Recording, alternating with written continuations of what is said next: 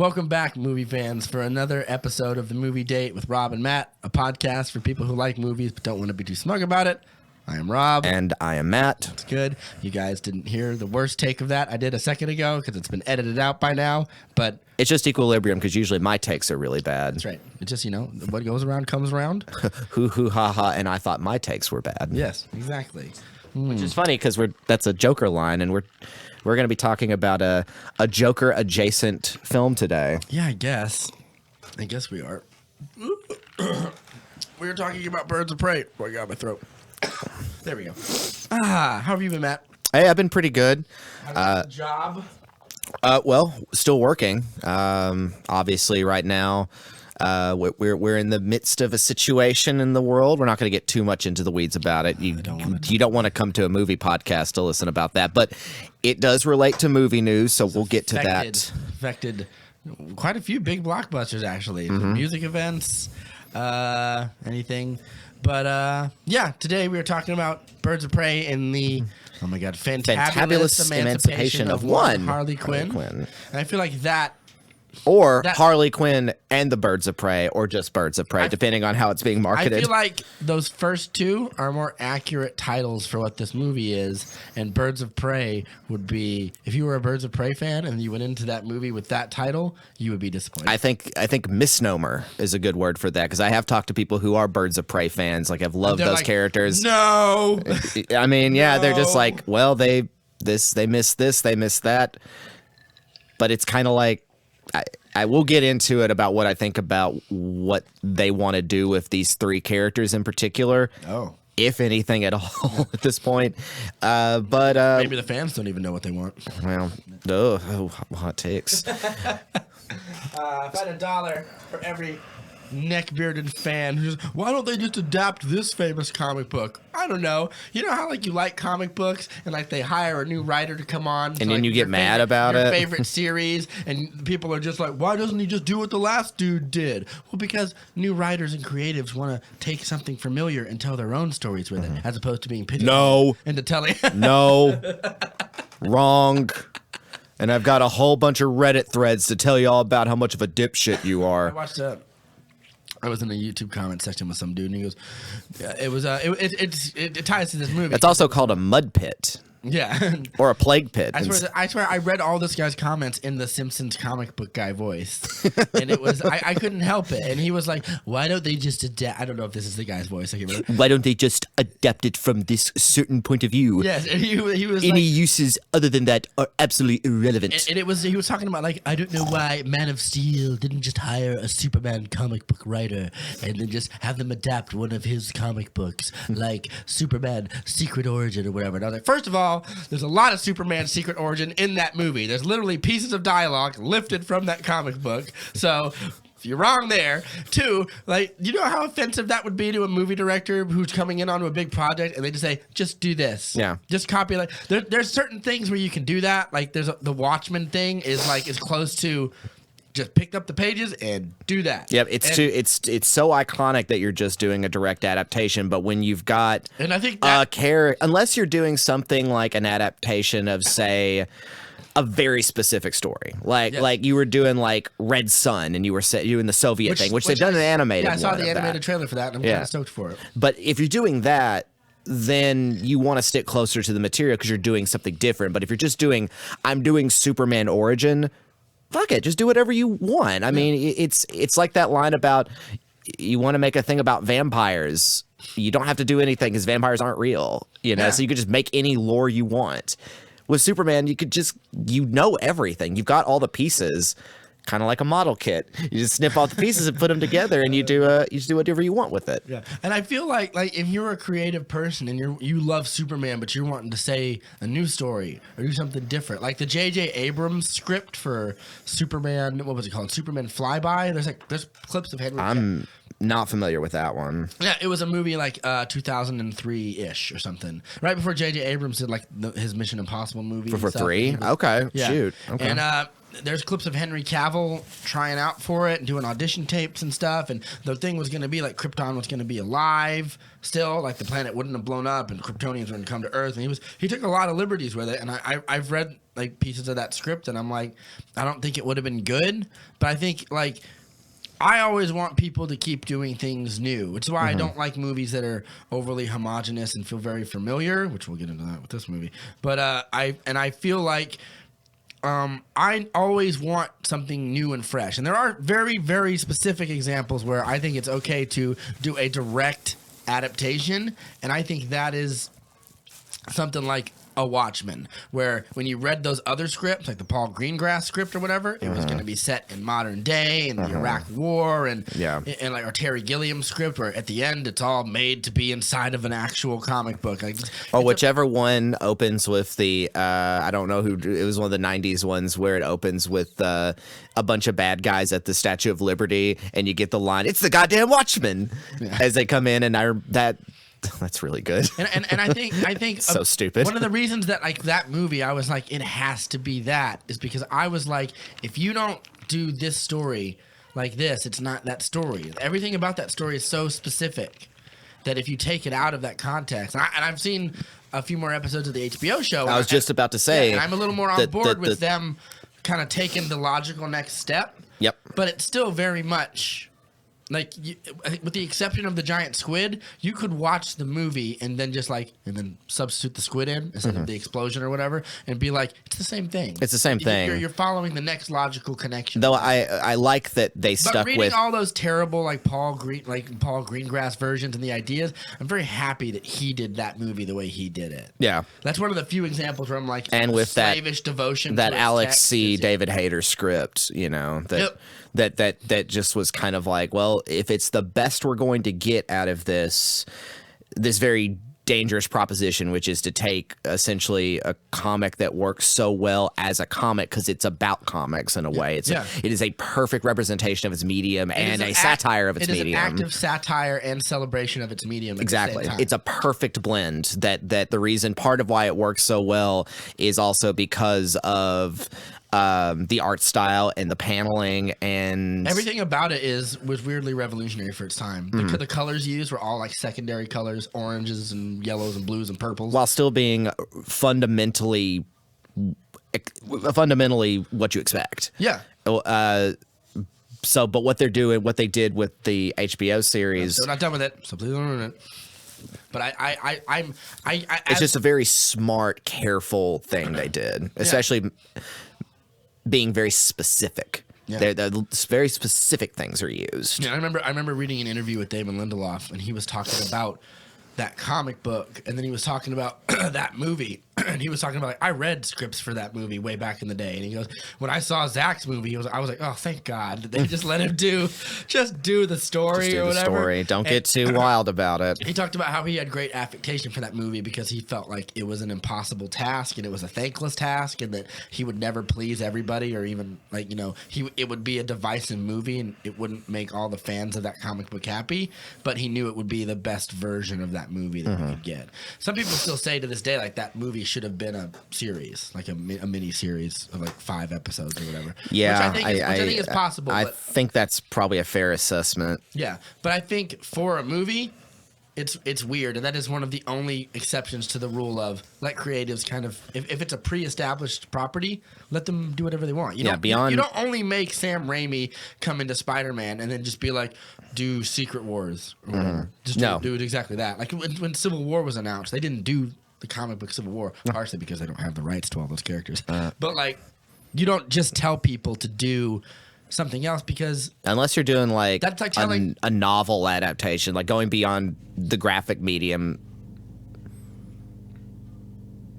That's the bathroom underneath us. Oh, okay. Unless you're doing just I thought someone dropped a bass guitar and it was just vibrating. Chris Nolan's soundtrack, Hans Zimmer soundtrack just dropped. The new Tenet movie. unless you're doing like a novel adaptation or something like that, but then we're outside of the world of like IP. Like Right. when you step in on like when they hire a new comic book writer, like Brian Michael Bendis came in and did Superman like a year ago. Right. And you don't tell him just do the 1980s like John Byrne Superman, or you Right. don't say like to some dude's coming in and doing a new Spider-Man. You don't tell him just do this. Like when new comic book writers come in, they want to tell new stories, and the same thing is for film directors. and a lot because, like you said, an established IP, which makes the sequential art comic book medium is you've got essentially you open up your drawer and you've got a giant chest of characters and a giant chest of playmats. It's like mashing action figures together. You're like, well, I want this with Doc Ock in it, or I want this where it turns out this character's there and the whole time. And it's like, yeah, you've got the ability to do that. You just got to sell the story. And I think the thing about IP is, again, we already know we already know the origins and stuff. So if every time you got a new, like the whole purpose is what can we do next? Right. That's what comic book creators have been doing forever since they did like 1938 or whatever when Superman first came out. Like it was always been, where do we go with him now? It's the same thing with movies. You essentially, back then, it was just where can't we take him? Yeah. Because he's a character who could do anything. Yeah. Speaking of this, let's go ahead and get into our movie news for the week. Let's get out of this one so we can go into a more interesting stuff because we don't have a lot to talk about really. The coronavirus has delayed several movies, including Fast 9. No Time to Die. No Time to Die. I was watching SNL last night, and they had a great joke about. He goes, "You could just leave it in April, but just take out the no and just put Time to Die." Or whatever. And it was That's actually pretty good. Yeah, and Props to them. That's a good one. yeah, and I remember hearing another friend of mine saying like, yeah, like they moved Fast 9 back to next April.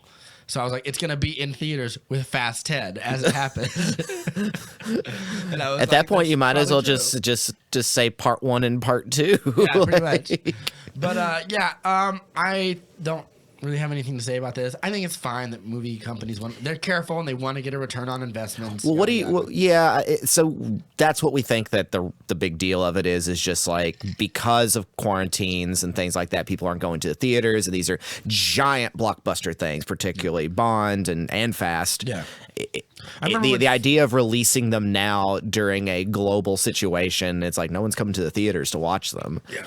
We can. It's unprecedented. This is an unprecedented thing for the and we media. can have a conversation. I was like, well, how many people died by swine flu versus like? Oh, yeah, it's irrelevant. I don't particularly care, and Yeah. they're just movies, and we'll get a chance to see them sooner or later. It just sucks. It sucks because we were really excited to see. I was very excited for to the see. new Bond. And I saw the trailer for Fast 9, and I should obviously I really need to dive into the Fast and Furious movies because Do you? man, I don't know, that stuff looks bonkers. I watched the trailer for 9. I think it's the only one I've seen the full trailer for any of these movies aside from Hobbs and Shaw. And Hobbs and Shaw, I was like, well, that looks stupid, but it looks like a blast.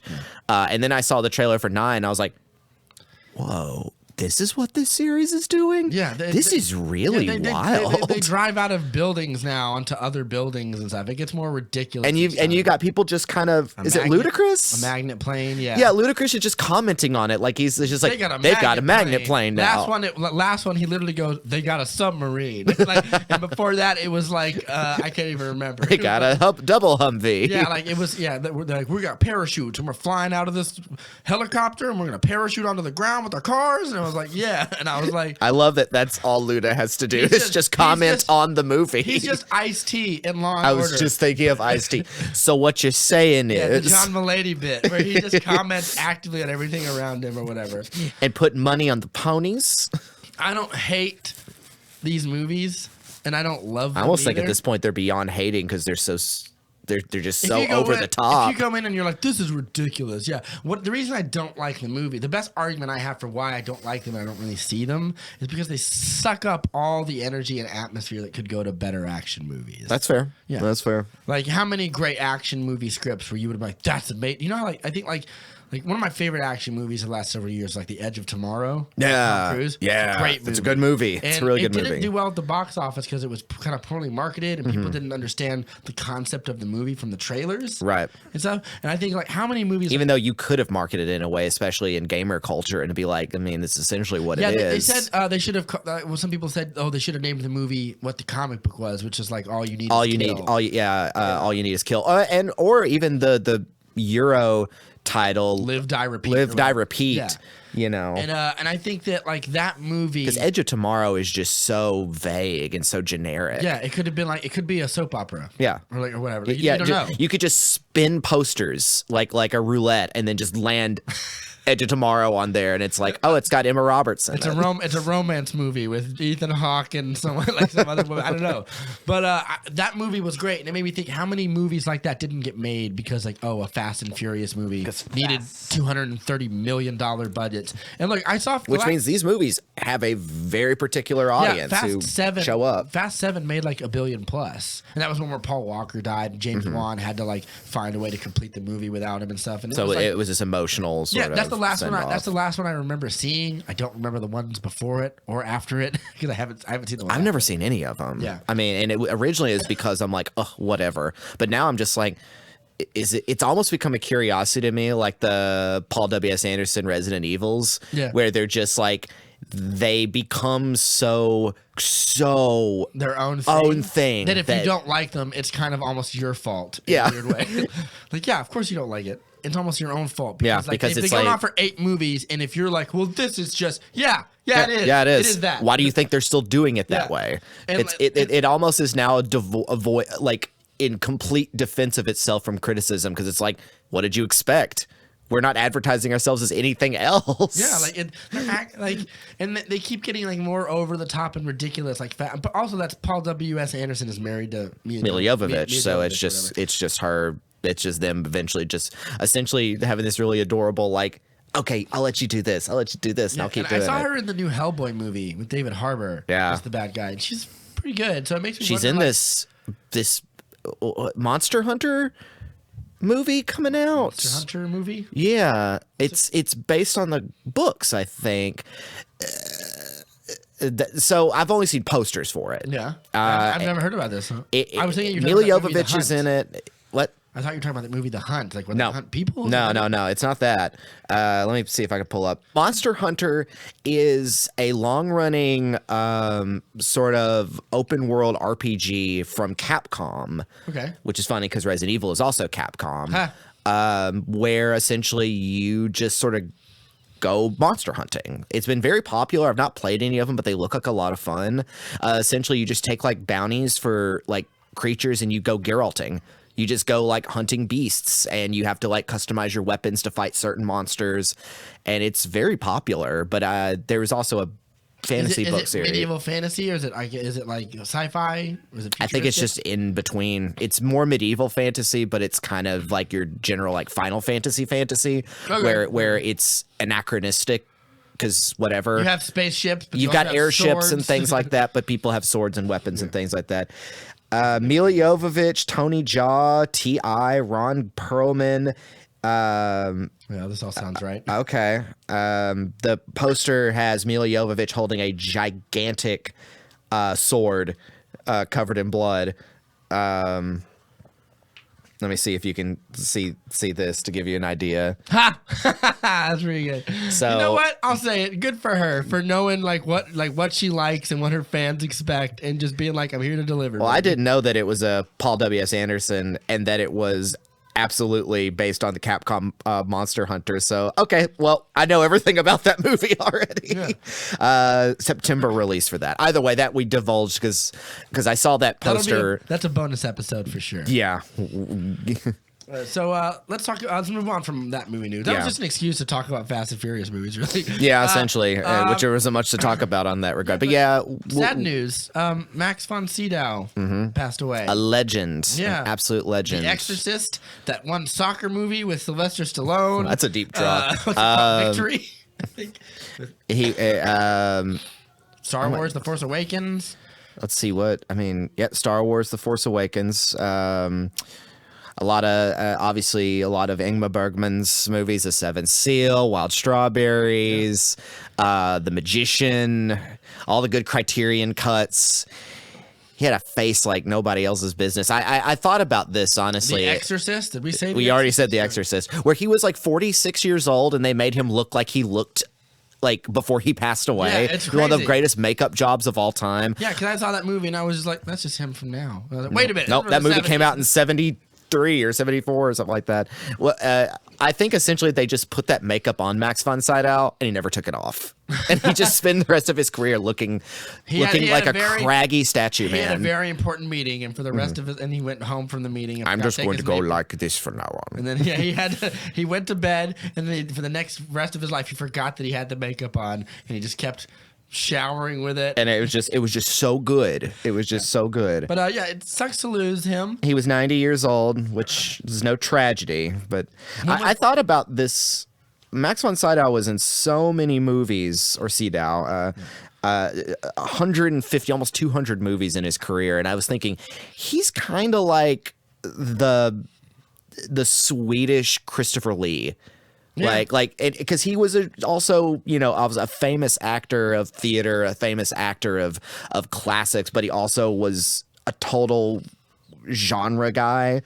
Like he was in all these different, he was in Game of Thrones, he was in Force Awakens. He was in Game of Thrones. He was, he was the Three-Eyed Raven. What was the last he was, which is Damon Blackfire? I can't remember. I don't know. Yeah. No, he was like an old Stark, right? No, the Three-Eyed Raven, I think, was one of the old hands of the king from one of the older Targaryens, like 300 years ago. Okay, and then he yeah. got sent to the wall, and then he left the wall, and he became the Three-Eyed Raven. And he came through Raven, had been alive all that way up to the point. That being said, if I'm wrong about that, a million Game of Thrones neckbeards will yell at me and let me know that I'm wrong.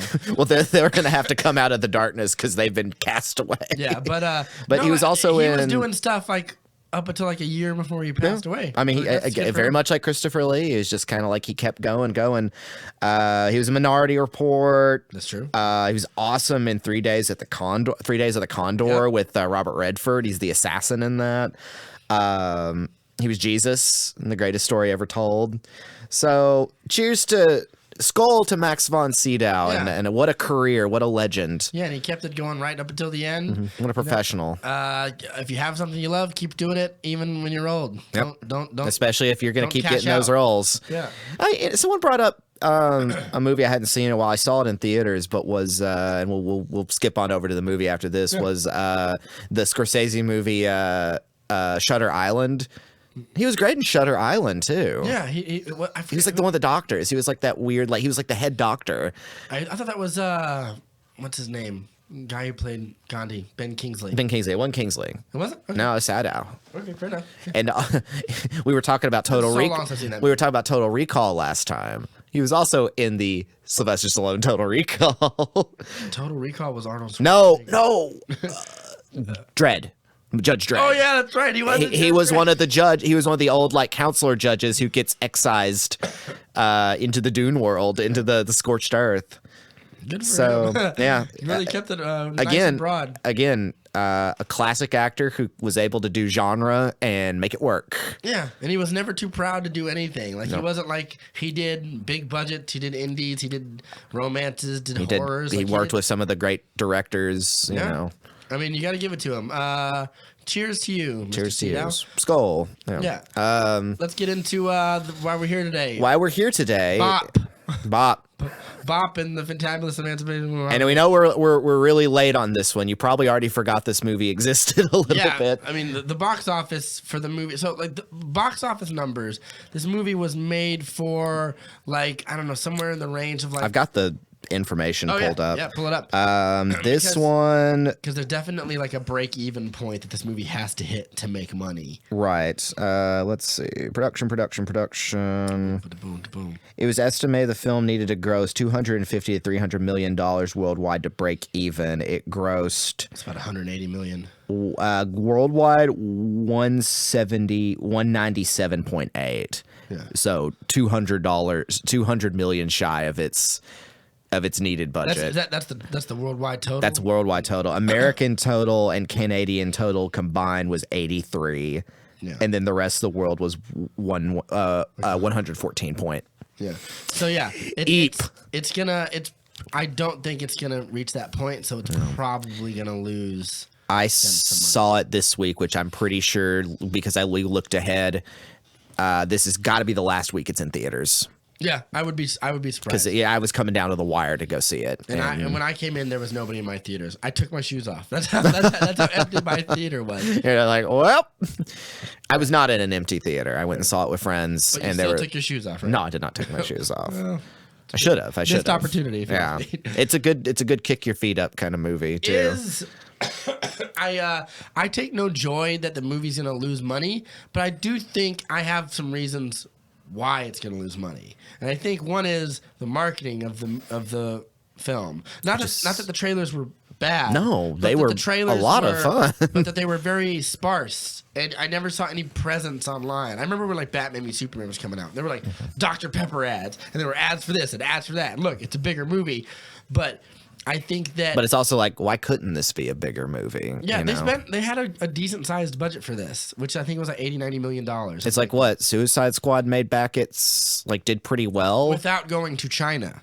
Yeah, I mean, so it's like this and Suicide Squad. I mean, I guess the other thing is you've got Will Smith in that, Yeah. and Will Smith, even though it's not the '90s anymore, he's still going to be a draw. Yeah. Less now than before, obviously. I mean, you get stuff like After Earth, and it's like clearly, Will Smith is not bringing in people he did like in 1997, Yeah. but and you've got a Joker. Yeah. If you got a Joker, people are going to go see it, even if it's Leto. Like. And I think that one of the things about that movie was everywhere. I remember when Suicide Squad was coming out, and like I would see posters for it, I would see ads for it. Like I saw an ad or two for Birds of Prey, but like the social media presence was just not there. Slim to none. I think that also the movie feels confused. When people go in to see it, like, am I seeing Birds of Prey, or is this like a Harley Quinn solo movie with some people on the side or whatever? And I think that kind of hurts it a little bit. Because that's one of the things I was keeping an eye out when watching it is where are the obvious cuts and edits and reshoots? Because this was one that had to do a lot of reshoots, right? Like this kind of went through the thrasher a little bit. No, I don't think it did have to do any reshoots. Oh, well, good. If I'm mistaken. Because it felt a lot more cohesive than I was thinking about it. Because I was like, halfway when I was done with the movie, I was like, Yeah, it was directed by Kathy Yan, her first major feature. and then written by Christina Hodson, who wrote Hodson. Bumblebee, which is pretty good. Nice. She wrote.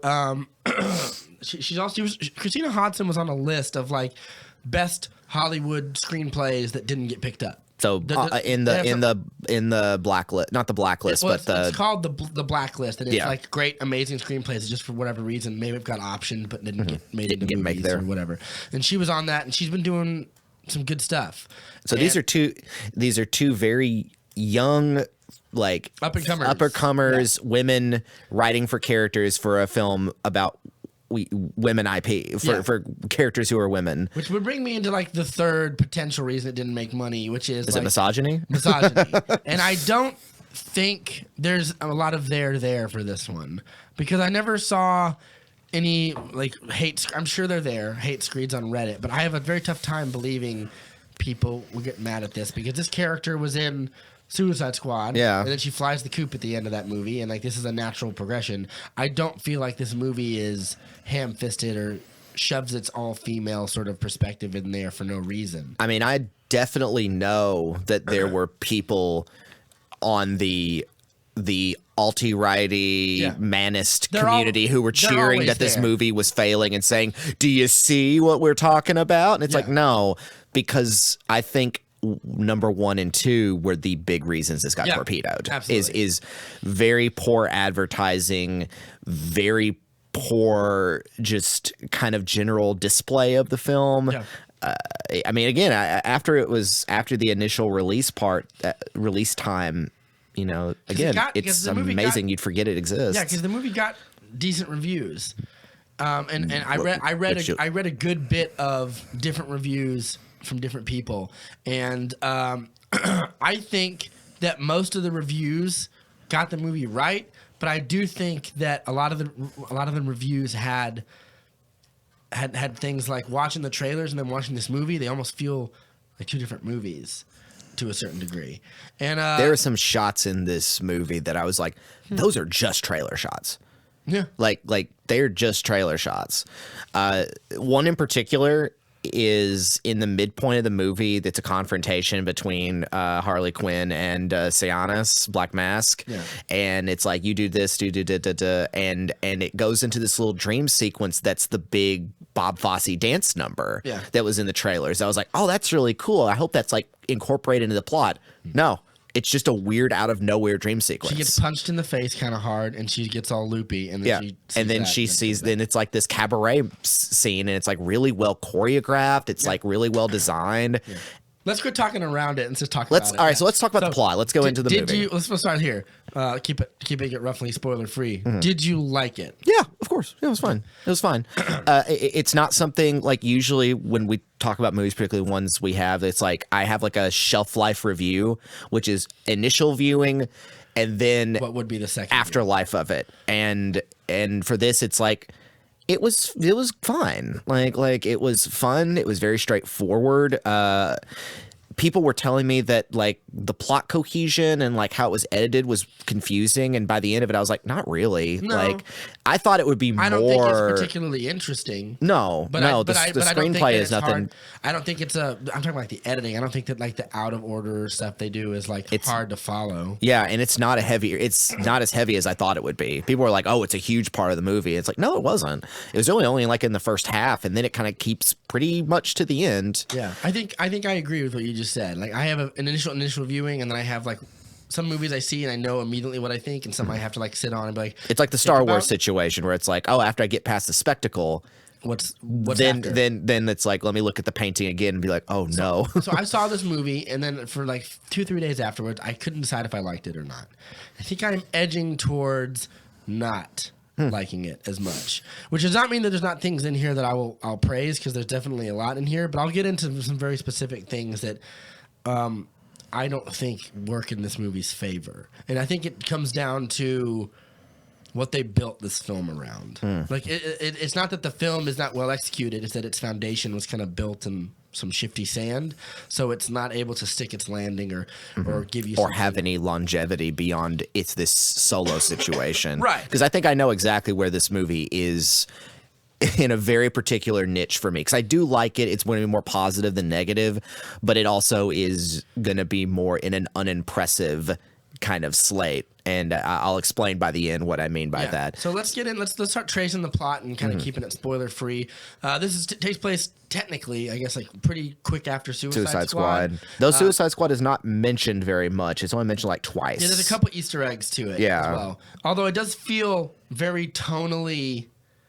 It feels like a tonal stepsister to Suicide Squad in a way. A little lighter, a little more fun. Also dark, but like R-rated and stuff. Yeah, could have been more R-rated too. Yeah, you wouldn't could have been gorier. Yeah, you wouldn't even notice, I guess, really. Yeah. But so we start off. She's been kicked out of the Joker's place, and they've broken up.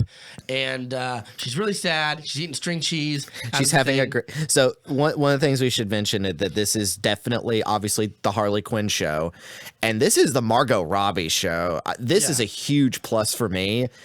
Margot Robbie is playing Bugs Bunny through this whole movie. She is a cartoon character, it's really impressive. It is, and I'll get into why I don't think that helps the movie a little bit later. That's like, I know what you're gonna. Yeah, I kind of get an idea. She's a great actress, and she can elevate material that's kind of flat, and could have been flat. She is watching her spiral out and cry and stuff and eat ice cream. It's fun. It's fun, and I had a good time watching it and stuff. And there's a scene this is not really a spoiler. There's a scene a little bit after that where she's like talking like, oh, I haven't told anybody yet, and she's in like a club dancing, and she throws up in someone's purse, and she's taking shots, and it kind of follows her around this club. Really it's very frenetic kind of. Yeah, and it's interesting the way it's edited together. I think she breaks some dude's legs by jumping on him and stuff, and it's a really cool. It's fun watching her spiral out, and I think that watching her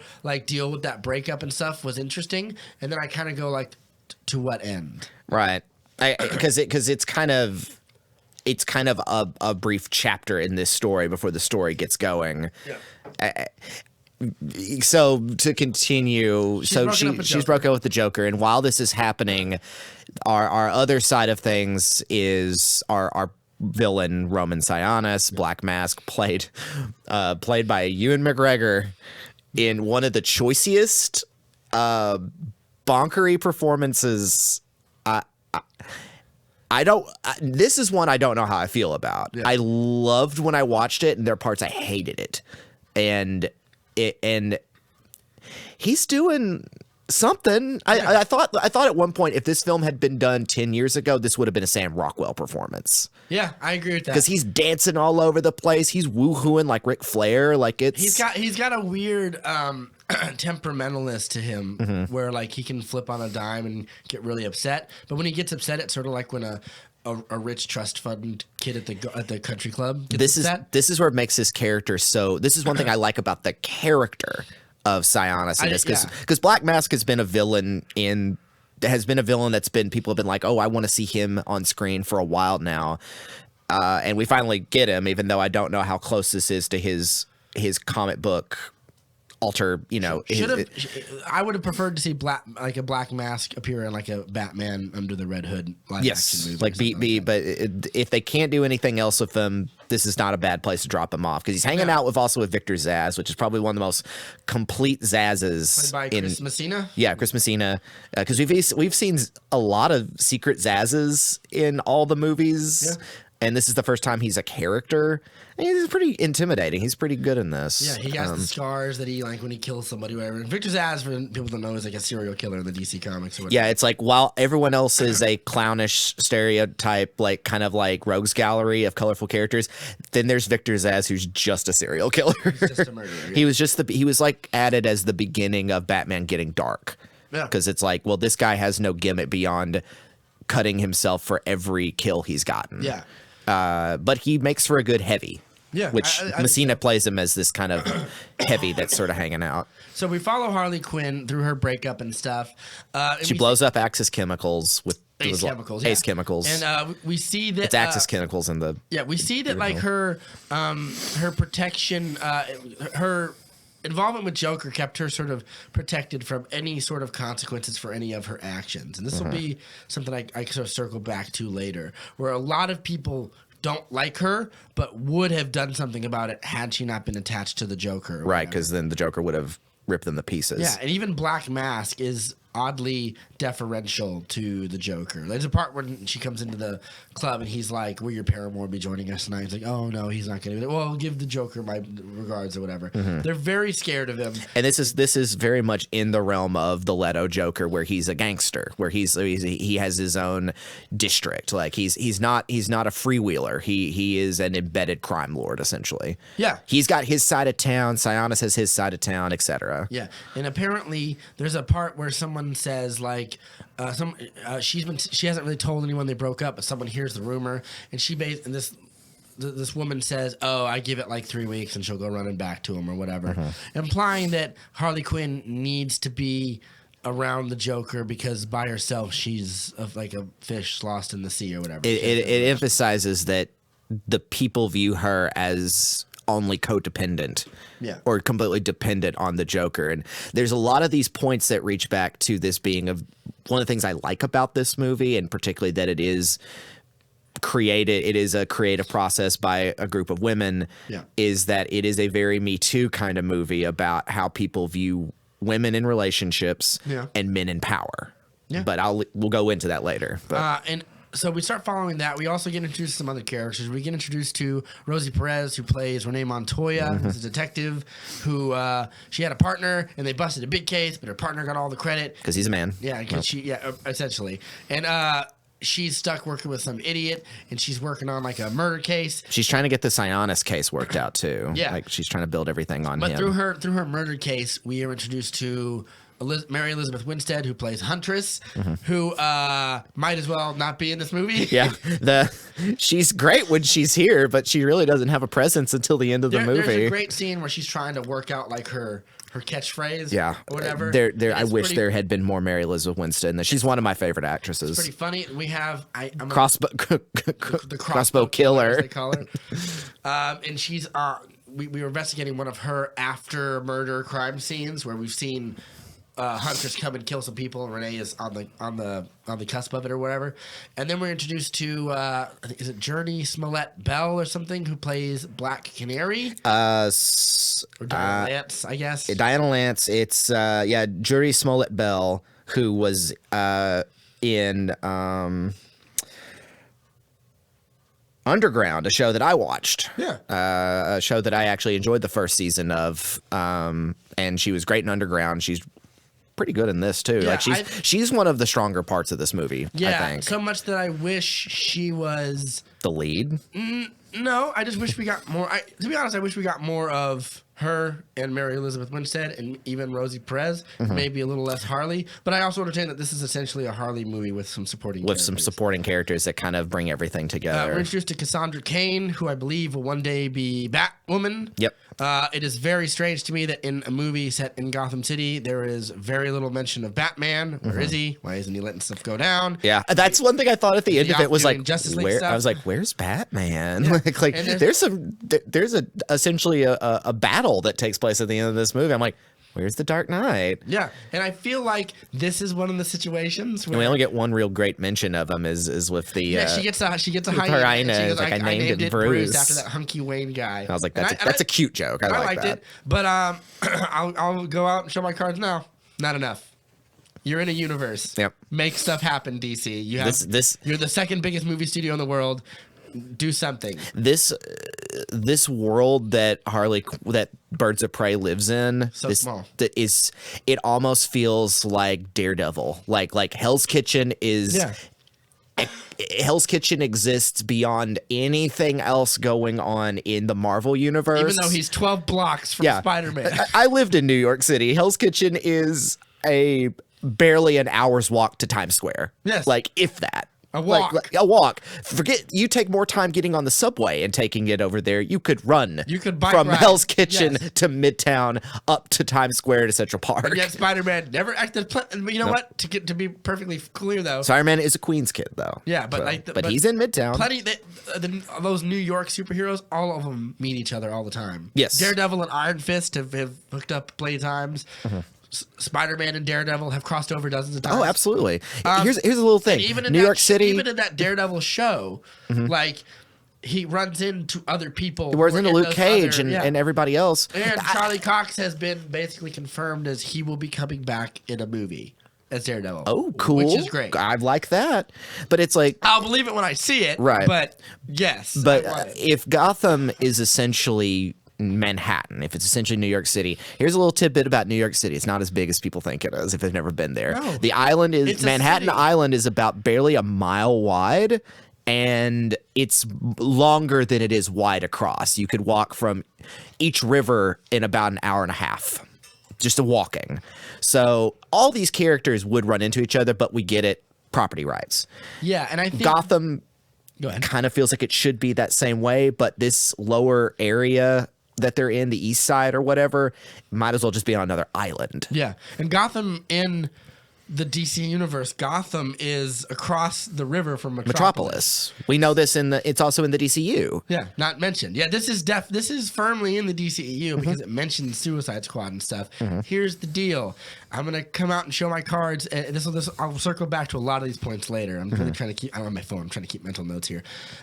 This is an example of a hands-off approach, and letting everybody tell individualistic stories will hurt your movies. This is an example where having, the further they've moved away from the Zack Snyder era of this universe has hurt the movie.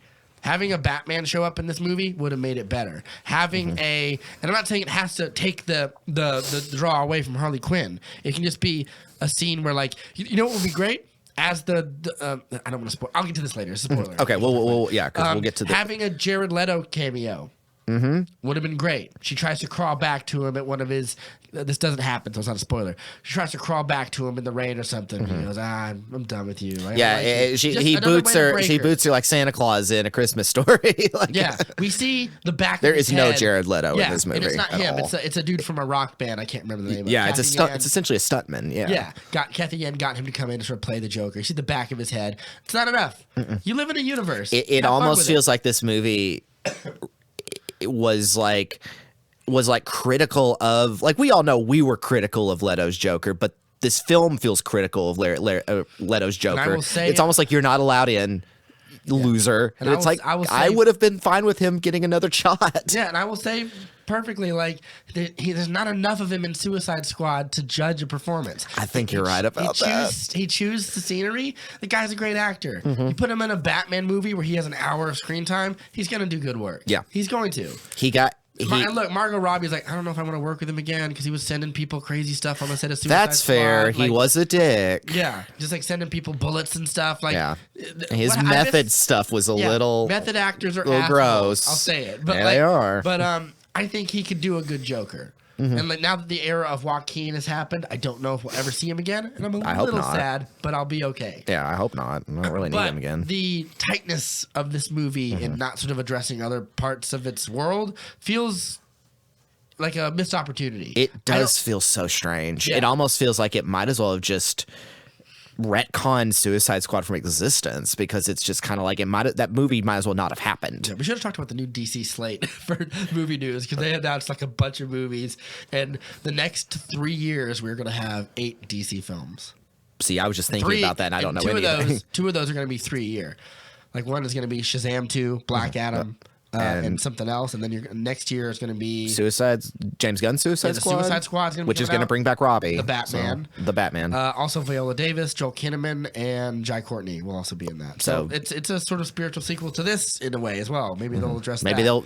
the tone will be closer to this movie than Ayer's Suicide Squad, I don't know, I because think it'll be a little. I think it'll kind of be its own thing in a way because I it's think Gunn. it's going to be more violent. oh yeah, Gunn's gonna be like, give me an R rating. I haven't had a nice R rating in a while. I haven't had an R-rated since Brightburn, baby, and I didn't get to direct it. I didn't get to direct it. I want some gross, fun stuff I got to do in Slither. yeah, but yeah, like the Batman's gonna be coming out. Aquaman 2 will be out. Or within the Super. next 2 years. Super is also James Gunn, right? Yeah, Super was James Gunn. And the Flash movie is going to be directed by Andy Muschietti. Oh, then you have Shazam 2. okay. Black Adam is coming out. And then you have, like I said, the Suicide Squad and something else that I'm forgetting. So DC has a huge slate lined up, and for this, after this movie, Wonder Woman 84 will be coming out. Yes. So in like 4 months. Hopefully there won't be any. God, don't even. No, I want to let's see not- it. I'm excited for it. Yeah. So let's trace some more of the plot Yeah. here. So we were introduced to these extra characters. Mary Elizabeth Winstead plays Huntress, who's Helena Bertinelli. Her family was a mob family, and they were killed, but she was left alive because an old bodyguard was tipping over the bodies after this massacre, and he saw that she was still alive, so he hit her. And she's the heir to a big family diamond that is gonna, like, anyone who has The it diamond becomes super has it eventually kind of ends up being kind of like a Guy Ritchie movie at this point, because Yeah. there's the diamond, and the diamond has a secret code that has the wealth of the Benetti family. Yeah. And once Why you get it, would you have a diamond that just lets you bypass laws and contracts? hey, that's I got the that's diamond. that's Give me comic the- book I rules get all right of it. there. Yeah, that it's at that point, this is a silly cartoon. It's Yeah, it's it's a fine. super secret special It's a diamond. big don't worry about it, It's as you would it's a say. MacGuffin. It's a MacGuffin. Don't worry about it. And I think that so that's her deal. She gets like a Batman story. Like she goes off and like learns of like Trains warrior with- monks yeah. and stuff like that to become. And again, I would have loved more of that. I would have loved more of her. Like she's thoroughly kind of. She's the one who unpleasant gets the in a way. least attention in this movie, Yeah, and but- when she gets to talk and actually be a character, she's fun. Yeah, but when Very when droll. she's just saying like kind of stock lines in an action scene, it's not as interesting. Well, that's I like with wanted- everybody. Yeah, I wanted a lot more from her, and because this is like I really like Huntress in the comic books. I've seen her in she's in Hush. She's in a She's couple in other Hush. comic books. So like I really like her as a cool supporting character in the DC universe, and I was hoping we'd get a little bit more of her in the end. Well, it's kind of like going back to talking about those fans of the Birds of Prey. You know, it's the people I've talked to are just like, well, calling this Birds of Prey is just kind of so weak, because for one thing, there's no Barbara Gordon, obviously, because there's been no Barb set up at all. We have a Batgirl. Yeah, That Batgirl with no hint that she's going to be Batgirl. Yeah. Cassandra Cain in this movie could have been anybody, Yeah. but they just named her Cassandra Cain. She is Batwoman, right? Or Yeah, Batgirl, she right? becomes Batwoman. Okay. Yeah. I'm just making sure I'm not crazy. Like, No. they don't Because rep- she's like 12 in this movie. So in like this would have been great. This is how you tie in a Batman movie. Have Batman in a flashback save her from a mugger or like a rapist or something. Right. And she's like, and I saw him and I knew that's what I wanted to be one day. Like that's all you need. Or kind of spoiler stuff later. You don't even have to have Ben Affleck. Just get a stunt guy in a bat suit and have him that'd be great. Just do the same with the Joker. So essentially at this point, we've all of our characters set up. Roman Sionis is our villain. He wants the diamond so he can claim his stake. We see him being a temperamental affluenza rich boy. He's part I of love it, by the way. the Sionis family is this well-respected rich corporation. We see tangentially they were connected with Ace Chemicals. Yeah, he owned Ace Chemicals. Which is what in Justice League. There's a building that says Janus on it, which is Janus is his family's enterprise, and he's the black sheep of the family, kicked out because I'm guessing he's a little prick. Yeah. And so he cut him off or whatever, and they kicked him to the curb. Yeah, and so he takes criticism very poorly, and he hates gross things. It's kind of a little bit reminds me of Parasite. He does. Like he's kind of he's kind of parasiting a little bit, and he's just kind of like, ew, never mind, I'm gonna kill you. I found Ewan McGregor in this movie to be. I kind of really liked it. And because it struck me as like a much more realistic way as someone would be like a horrible guy who could intimidate. Like watching the movie, I'm like, oh, you have the impulse to say, I'm not intimidated by this little fucking dandy. Mm-hmm. But if you're like Black Canary or Harley Quinn in one of those things, like I'm gonna have Victor cut your face off or whatever, because he's like Joffrey. He can turn on a dime or something. Exactly. But when this little guy with happy and cheerful, like, no, come on in. Yeah. Sit down, please. He's the ultimate kind of. He throws in those little lines of like it's something that he says to Black Canary. Like, no, come on, do as I tell you. Sit down. Like it's like he's like a gross control thing, but he does it in such a non-threatening way. Well, it's like I think Ewan McGregor said that he wanted to play Sionis as the ultimate narcissist. Yeah, and I think so. Because he also takes you also see him getting Botox implants and everything. He's so obsessed with his looks that's right. and everything too. But he's so delightfully evil through the whole movie, and then there's a scene where it turns really, really gross, and I think that was a smart move. Yeah. And it definitely cuts away all of your enjoyment of this character.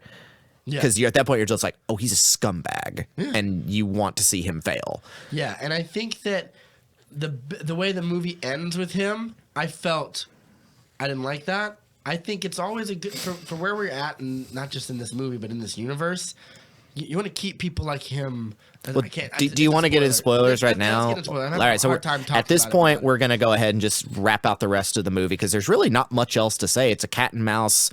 It's funny I bring up Guy Ritchie because it's very Guy Ritchie. Because Harley is a man that I like and I will not apologize for. I've said this before. Harley is narrating throughout the whole thing, and there's a lot of like quick cuts, music drops. Like, where were we? Da, da, da, da. Okay, we're gonna go back here, and so it reminds me of Snatch a lot. Having a diamond in the middle of it doesn't help, but essentially these characters all get little things. People are out for Harley because she has no protection anymore, and she's screwed over a lot of people. And in order to sort of regain Sionis' protection, she promises to get the diamond that Cassandra Cain, who is a pickpocket, has eaten as well, and she eats it, and because she gets picked up by the cops, which brings her into the hands of Renee Montoya. Yeah. And then leads Harley to there because essentially Sionis is just like, I don't like that Harley Quinn. I want to kill her. And so I'm going to send out a bounty for Cassandra Cain to everyone. And if they can get to her first, I get what I want, and I get to kill Quinn. Yeah. And it leads I get to get my cake and eat it too. It leads Margot Robbie to the police station where we get a surprisingly good action sequence. This is one thing this movie works really well. The fight choreography, even though some of the fights go on a little long. The last one, yeah. But are really good. Yeah. Really good. I really liked the one. This is a good action set piece movie. Yeah, and I really liked the one in the holding cells. Yes. Where the sprinklers come on and all the guys get let out. That was good. There was a part of me that a couple times I was like, this 120-pound woman really going to fight these brutal murderers? Like, and I was like, but I suspend my disbelief. You have to suspend your disbelief because it's like, I'm just going to assume Harley Quinn is is obviously supposed to be the deadliest person in the room. Yeah, and the Joker taught her how to fight, or hired a man to make her learn how to fight. I don't know. Right. It doesn't matter. But I did like a lot of those action sequences. I thought the last one got a little silly for my taste, and it didn't use its R rating in a way that I was like, you should have done something more extreme After here, the first and it half goes of on the for too long. after the first half of the movie, that R rating might as well drop off. Yeah, because it feels very that happens with so many movies. Is like they show their teeth at the beginning, because we get to see like when she gets the hyena, this guy's trying to make the move on her, and then it's very clear the hyena eats the guy because we see a leg, and we see a lot more headshots and like but a guy's face gets cut off by Zaz.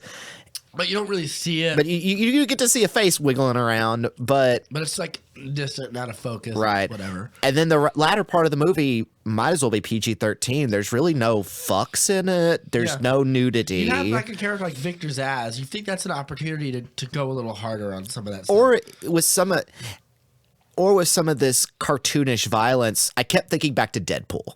And Deadpool was an R-rated movie that showed its teeth. Like, you got some gore in that Yeah. movie. It was fun. It was still fun. It was still...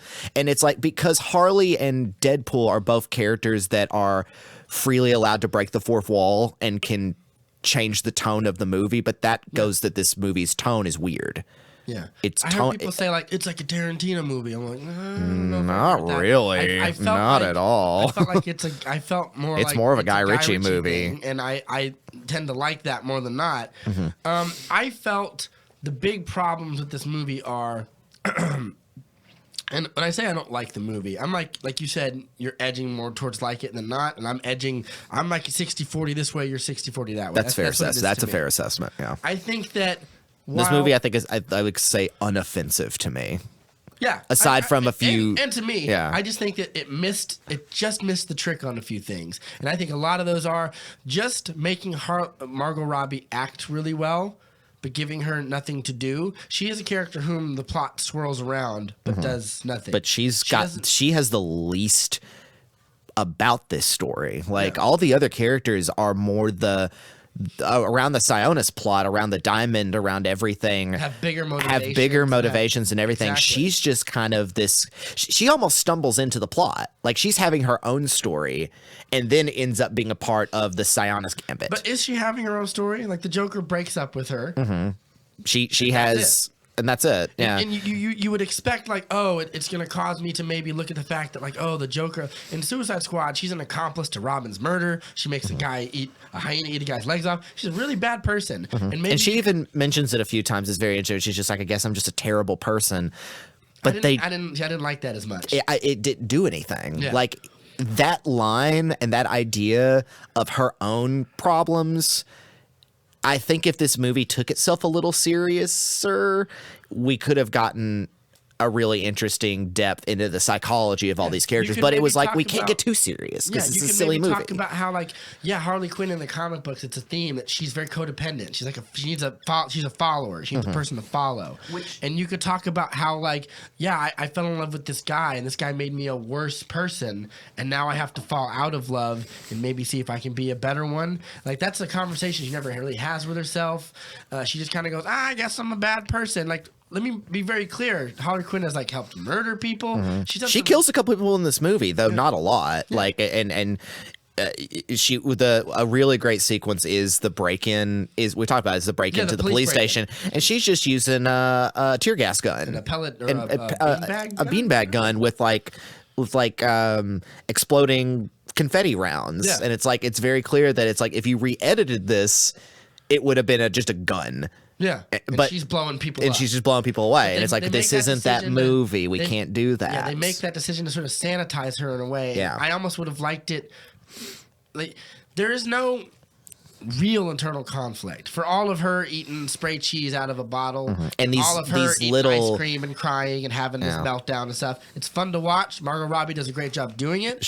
I don't find it compelling. The plot doesn't give her anything to do. It just says, "Oh, well, we'll make stuff happen to her." It's We'll make a plot juggling happen. too many things at once. And it's not even juggling that many things. It's just the things they're juggling don't juggle together. It's, like one thing they're juggling a chainsaw, the next thing they're juggling a bowling pin. Like they're different points. Yeah. And once the plot gets going, I'm like, okay, this plot's fun. It's not serious. It's This fun. movie is supposed to be. It's called the Fantabulous Emancipation Of Harley one Quinn. Harley Quinn. I do not feel at the end of this movie she has become a different person. She's She's not learned any lessons. fantabulously emancipated. Well, she's emancipated, but she's She's still the same person. right. Which is I guess in the end is like, it's what you want, right? You still want Harley Quinn to be silly, crazy Harley Quinn. One of And my I'm like, favorite I don't know if I. versions of Harley Quinn is the Injustice version, where after the Joker dies, she joins Batman on the Justice League. She's still the same person. She's still like a loose cannon. But- Batman in this, it's I can understand why they wouldn't do this because it's kind of offensive. He found a way to take that codependency and sort of point her in this right direction, which implies that she can't do anything on her own. Right. Which I get why they wouldn't do that. Right. But it's very interesting. It Watching her be makes on his team. makes sense in that limited comic book world where Yeah. characters are given as much agency as the writer wants. Yeah. But in this, she has full agency, And she has- and you get some moments where they talk about these things. Again, these are people writing at this time. Sionis in particular is like, he's that trust fund, rich kid, affluenza kid who is very kind of, he's interestingly like kind of asexual in the movie. Like he's coded. I heard the rumor was he was supposed to be gay. Yeah. He's And I- played a feat and over the like campy. Yeah.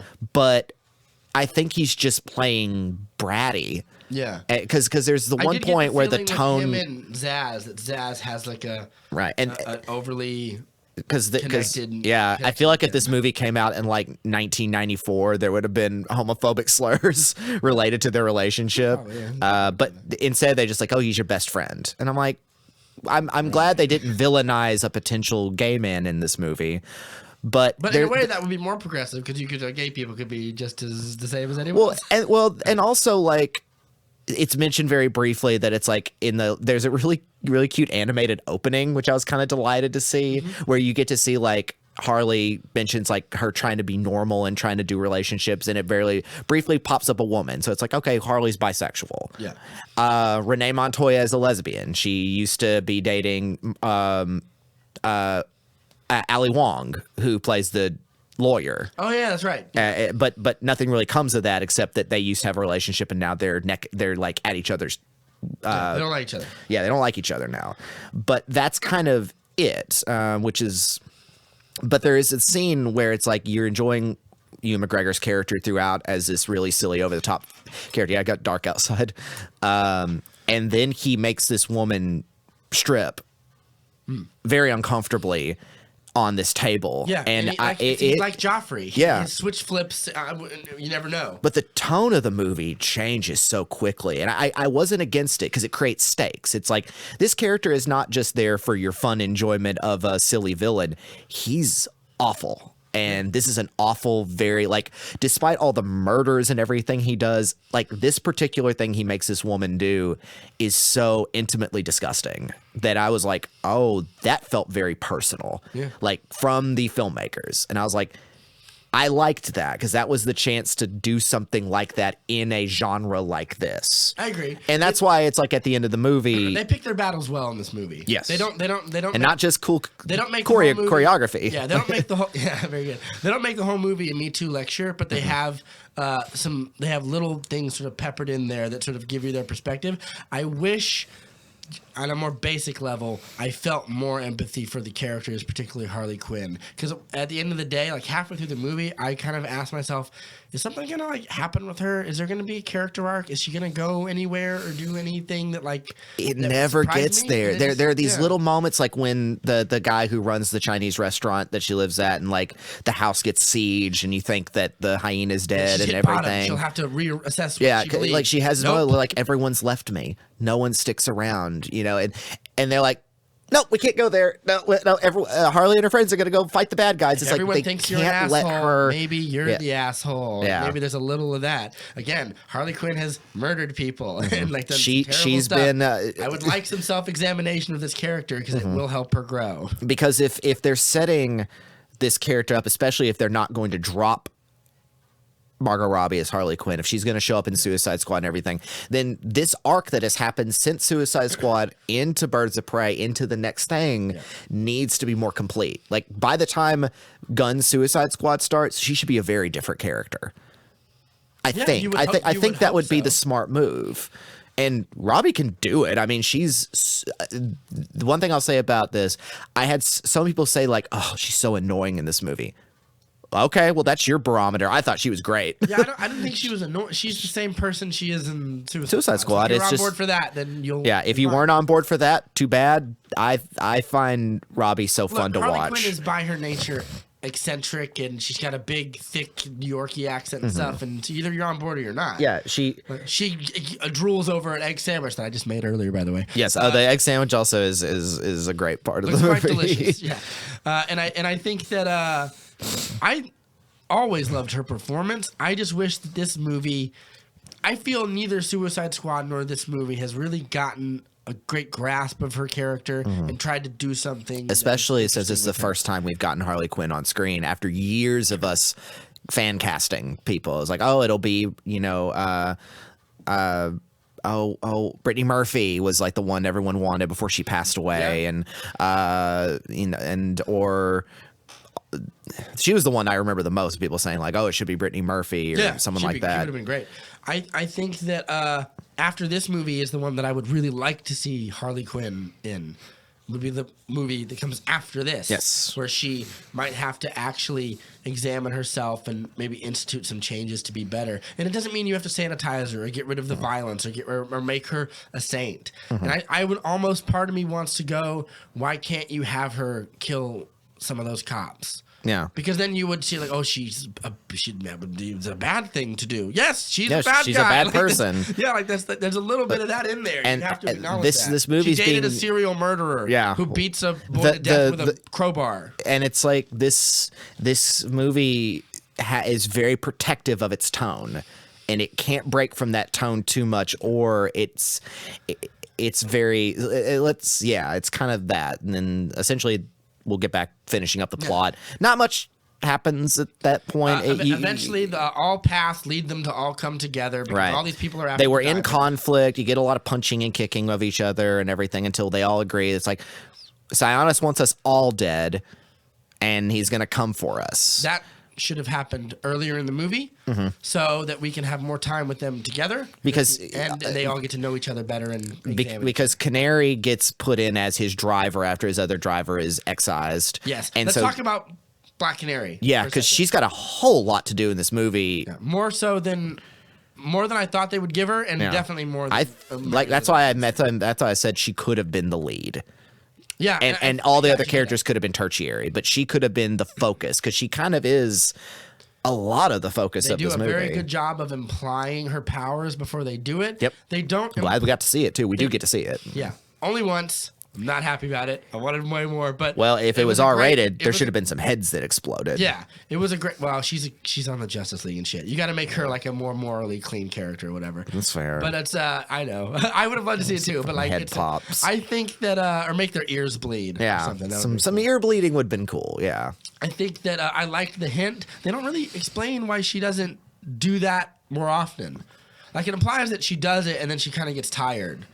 So like or maybe I think it's kind of like because Montoya is following her and everything, and she's like, I knew your mother, and your mother had the same ability, and she's kind of like, yeah, well, that got her dead on the street. So it's kind of like, was she talking about like her mother? Because her mother was the other Black Canary. Yes. Is that what they're implying? Yeah, it's like you had the same powers that your mother had, and then she's like, well, you didn't protect her, nobody protected her, and now I've got to do what I've got to do. So she's almost like she has they this. Said her mother had metahuman powers yes. too. She's like, how did I miss that? Montoya, Rosie Perez just mentions that like you have the same ability as her, which is why when they're cornered, they're pinned at the at Amusement Row, she says, you know what you got to do. You do it. Oh, yeah.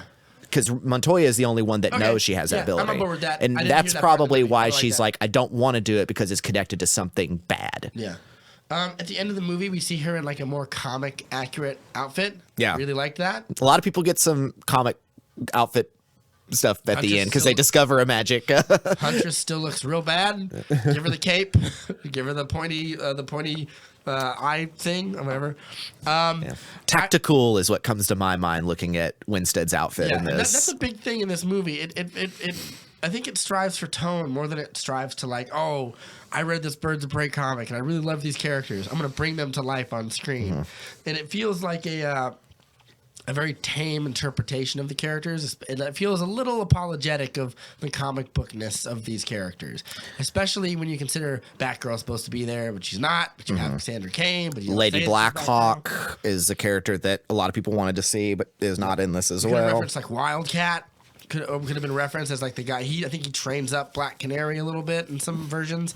So that would have been fun. Yeah, I think that. I really liked Black Canary's interactions with Sionis. I like that one. I like that when you first meet her in that club singing, that's actually her voice. Yeah. Of the actress and stuff. She's very talented. Yeah, I liked that as well. I just feel this movie slightly misses the mark when it comes to the point of having a team movie is that you bring people together who maybe aren't supposed to be together, maybe in some way shouldn't work, but they work because they learn about each other, they understand each other. They have common concerns and commonalities that come to light through conflict, both external and internal. One of the things the first Avengers movie does very good is bringing people from a bunch of different backgrounds and stuff and belief systems, and they find a way to come together. I feel like... Which is also makes those latter movies interesting because we see what happens when that was tested and then you see those friendships fail. Yeah. And the tragedy of that. Yeah. And I think that what would have been great would be to get all these characters together early. Like as soon as the hit goes out on Cassandra Cain, I would have Black Canary. I'm writing the fan script in my head. I'm sorry. I would have her break from Roman Sionis and go like, oh, this kid's going to get murdered. I got to do something. And then she comes and Bertinelli is after, I don't know, Victor Zsasz or whatever. Because it turns out she's just there to kill the gunman who killed her family, and Zsasz was one of them when he was just a no-name thug. Yeah, and and then like maybe Sionis sends Zsasz after Canary, Cassandra, and Harley, and then Huntress finds them right when he does, and so does Montoya at the same time. Yeah, and they kill him. Then they're together, and now Sionis sends the city after him, and they have to survive a city together. And the movie will be shorter too. Yeah, but you get more time with them together. Yes, because they're only together out of a sense of like self-preservation, and it doesn't feel like again with someone like Huntress, you don't get much of her, and then you get her. Yeah, and she's probably, aside from Harley, is the most powerful person in the team because she's a trained killer. Yeah, well, Black Canary has the only one who seems to have powers. She's the only one that has meta powers, but she's not they're all fighters. Yeah. Like even little Rosie Perez kicks some ass. Yeah, like she does. She's really good at this. She's really fun in this. And I really liked the one thing is that they gave a heavy action role to an older woman. Yeah, yeah. Like they give her like brass knuckles and stuff. And they let her kick some ass and everything. That was nice. It was like, yeah. I would have liked a little bit more sensibility with the fact that she's like a 50-year-old tiny lady. There's a part where I think she's fighting like a big shredded like 6 foot. Yeah, the guy is literally put up against her because he's like 6'5". It's like it's built like the mountain. I would have liked either a little more show your R rating there. It's like if you had to kill someone that size, you probably have to stab him. Got to get nasty, or like you'd have to shoot him in the head, or you'd have to. Use some cop stuff like a taser and things like that, and use some tools. Again, it's like I felt the reason that last action scene started off good and then it just kind of petered out for me was like it started very practical. Yeah, it started very practical and then it just kind of got comical and like, oh, they're gonna win because the script says so. Yeah. As opposed to like a fight in like Atomic Blonde or John Wick where there's no, you know what it is? Like, I've said it before, like with female action heroes, you gotta have grit at the end because they're surrounded by 50 murderers and hitmen or whatever. They're all dudes. They're all just evil masked dudes. And I don't even say like, oh, because they're dudes, but like they're all easily winning. So I was just kind of like, there's no stakes here. I don't feel if they can beat these guys. Of course they can beat Black Mask. Yeah, Sionis isn't a fighter. He's a trust fund 1%. They could all get together, grab a limb, and rip him apart like a medieval torture. Yeah, and I felt that they didn't do a good job of like making that last action sequence have like a sense of dread and a sense of stakes. It had a good post, like Harley at some point gets skates. And I think they even mentioned like, where'd she get those from? Yeah, she's like, what did you do a shoe change or whatever? Because there is, it mentions, and I like this, that early on she's doing like roller derby, which of course she would. Of course she would do. And later she gets to do a little bit of that in this great car chase at the end. Because the one thing, again, I love about this movie, a lot of great set pieces, a lot of great locations. I like this Gotham. Yeah. This is a very... Gotham in the daytime. Yeah. This looks like a carnival street fair. Yeah, when they go to amusement row or the founder's dock and it's covered with statues, it feels very... Great scene for a Joker flashback, just saying. Yeah. Maybe they killed someone there. That's why she knows where it is. Well, I don't know. That is one of their hideouts because she's looking for guns and the guns are gone. She's able to find that, and there's ha-ha-ha's on the window in red. Again, why are you being so subtle when you're being so over the top with other things? There's a slow-mo scene of an egg sandwich being cooked. I'm just saying. And it is an ongoing joke. Yeah. So that egg sandwich looked delicious. Yeah, it's a winner. So wrapping up the movie, like you were saying, with Sionis. If you're writing your fan script, yes, what are you changing in this movie to make it better? I like what you had to say. Like midway through the movie, they're stuck together, and it almost ends up becoming what Suicide Squad should have ended up being more of, which is like the Warriors. Like we've got to get from point A to point B. Dread. Point A from point B, besieged upon by different thugs and different enemies, and we're trying to get from point A to point B and survive while we've got someone in tow. But like the Warriors, like we got to get back to this spot, and we got to use our wits and our skills, and it would be more thematically in tone as for Harley Quinn. Yeah. And I think that would have been, of course I love movies like that. I'm biased. I love very straightforward, simple stuff like that. I do too. And people will say, "Oh, that's formulaic too." And I was like, "Well, it's formulaic, but movies are people standing in front of cameras saying words they don't believe, pretending to be people they're not." So like, I will say care this: about like the characters, and I want to believe characters. This script could have been worse.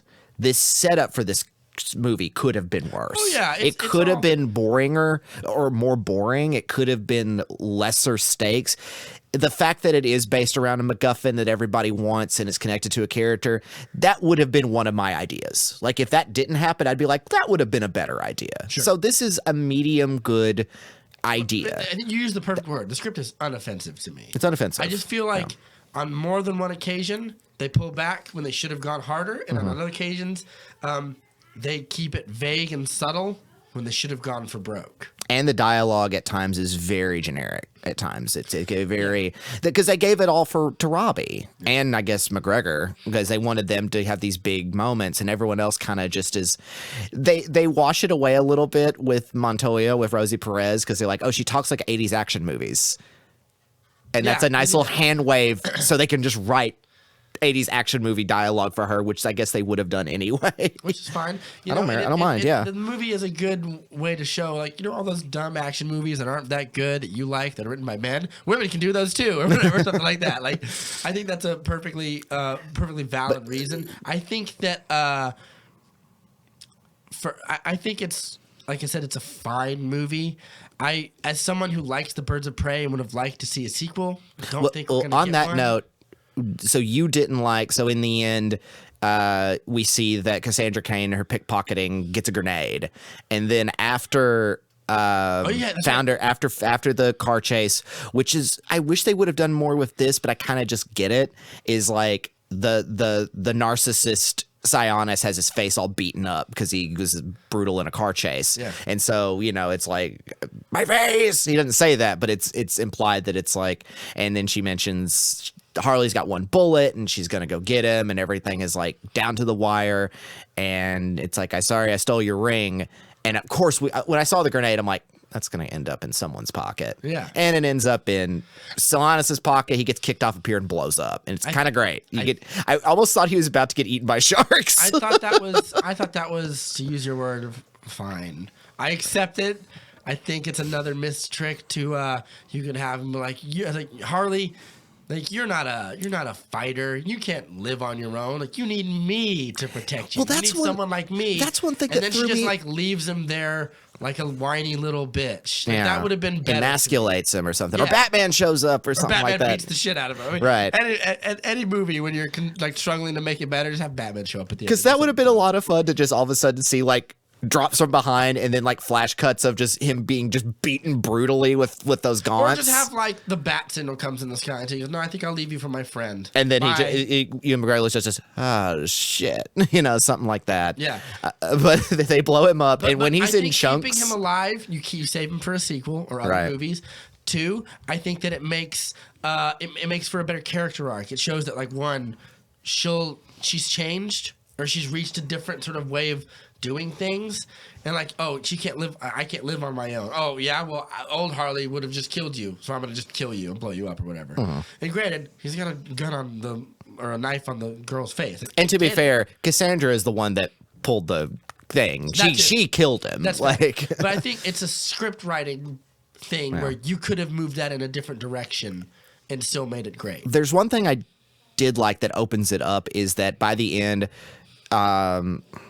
when Harley drives off after she takes, you do get a nice little denouement with everybody who's doing what now. They form the Birds of Prey. Montoya leaves the police office because she's Batgirl. been Same. screwed over. And then everybody else joins up and they're kind of have their own enforcement squad. Yeah. And it's like, again, what DC's going to do with that, we'll see. But Harley mentions when she's driving off, she's like, with Sionis gone, I can move in a little bit. And it kind of hints that it's like, I'm going to take over this area. I'll be the boss of this. And I was like, I would be okay with that. I would watch something She's like more that. capable than anybody to be the top dog in the area. I'm worried that after the poor performance of this movie, we won't get any more Birds of Prey, and we won't get a Harley movie that's like smaller, like more kind of like a solo-ish movie like this. And that's kind of like the big thing I thought of was like they set these characters up with these actresses and they're a lot of fun and they deserve more screen time.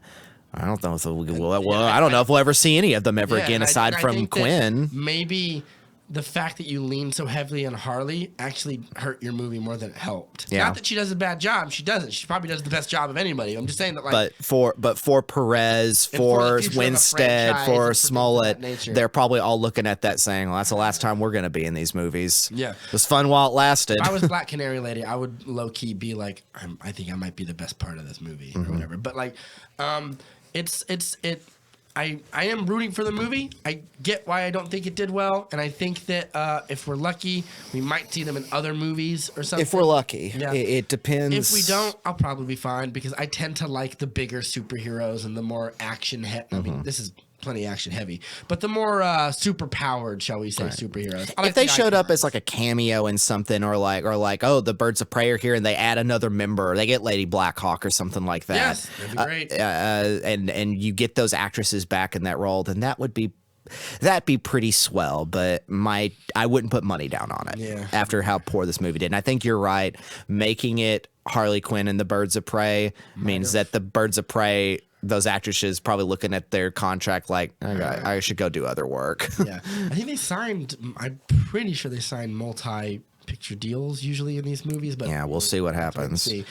Good work for everybody. I mean, no one did a bad job. The movie's fine. I was gonna is say fine, yeah. where it would end up for me is Some people said like this is their favorite DC movie, and I'm like, what? not really. No. I like it better than Suicide Squad. Yeah, I like do it you like plenty. it better than like? Do you like it better than like Wonder Woman or Man of Steel? Like those movies are real point of view that- things that- that are just so much larger and This movie would be something I would if it was on TV, TNT, yeah. the old Spike Network, Sci-Fi. I would leave it on.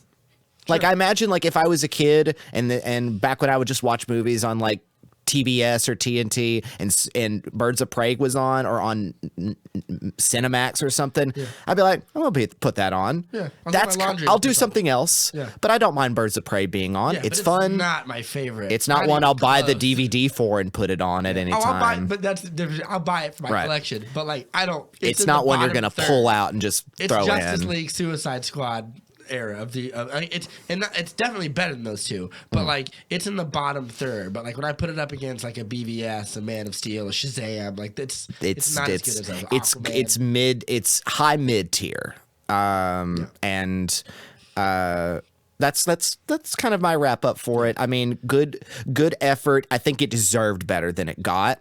Do you think that I agree? It definitely deserved better, but I think that when you make a movie R-rated, you limit the amount of people that can see it with the lack of marketing. Unless you do like Deadpool did, where you show your hand. We said show your hand a few times for your R rating. Yeah. You know, where this movie. It's also one of the shortest DC films either. So like, which is no bad thing. No, I mean you thought that, like, even then I think it could have been trimmed up a little more, but you're in and out pretty quick, and everyone gets some screen time. But would you recommend this to other people to go see? Sure, not in theaters because you won't get to. You know, throw it on. It's a fun movie. It's a big car. It's a popcorn movie. It's not going to change your life, but it's not going to change your life. But you're going to get some really fun performances. Good fight cinematography. One of my friends who watched it made a good point. It's like he was like, yeah, the fights were great. I noticed like there were 3 songs in each fight. And it's like, yeah, some of them are a little too lengthy. It gets a little too music video-y. Yeah. But so many times Harley can be like pushed up against the wall and before you. Right. Or how many times she spins her legs and does a somersault over a guy's back. There's no moments in it that particularly stand out as like big, like wow moments. It's just fun. Inoffensive, like I said, has some good ideas going on in it that could have been explored more, but I think everyone was just trying to play it safe. Yeah, I agree with that for sure. That's the big one at the end of it. Yeah. But you know, all those like, you know, action movies that are a little too long and don't explore their characters as good, but ultimately they're fine and unoffensive. Women can do those too. See? Yeah. Like, I think that's the big. Again, I think the things that could have been more interesting and what they succeed at, I think they succeed well, particularly with how they show Sionis and what they talk about with toxic relationships. Talk about the dance number in there. It's just, which one? The dance number. The diamonds are a girl's best friend. Oh, well, I did talk about that a little bit. I don't want to probably cut that out. Yeah. Well, there was I thought that what I thought was going to happen with that is I thought she was going to fall in love for him for a minute. Because she seems dreamy, like they're dancing together, and I was like, "Is this going to be a moment for her? Like, because it's abuse, she's going to become attached to him." They don't go there. That would have been interesting. That would have been interesting. It would have been gross, but it would have made sense as opposed to how wholesome Harley Quinn is. Yeah, and it doesn't work. Again, there's scenes like that which I loved. Don't make any sense because they're just trailered. They're just a lot of those fight scenes are awesome, but they're trailer bait. Yeah. So we could have cut that and put that in the discussion. That was just something that was on my mind because that scene stood out to me. Yeah. Again, I mean, this movie could have been just PG-13 as well. Yeah. So. Yeah. I think we've said everything we can say. Yeah. This has been an episode of The Movie Date with Rob and Matt, a podcast for people who like movies but don't want to be too smug about it. If you're listening to this, I have updated all of our Podbean episodes, so they are on the Podbean app.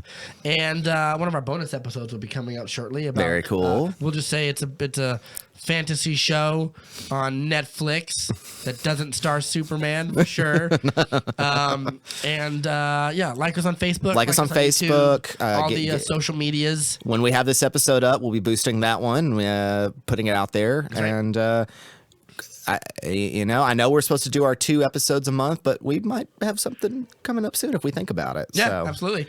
Well, this will definitely be up. This will be the 1st and the 15th. So obviously, if the coronavirus doesn't keep us all locked in our houses, so everybody calm down. All right, go home and have a good one. Wash your hands. Stay healthy. Stay safe. We love y'all. Bye. Bye.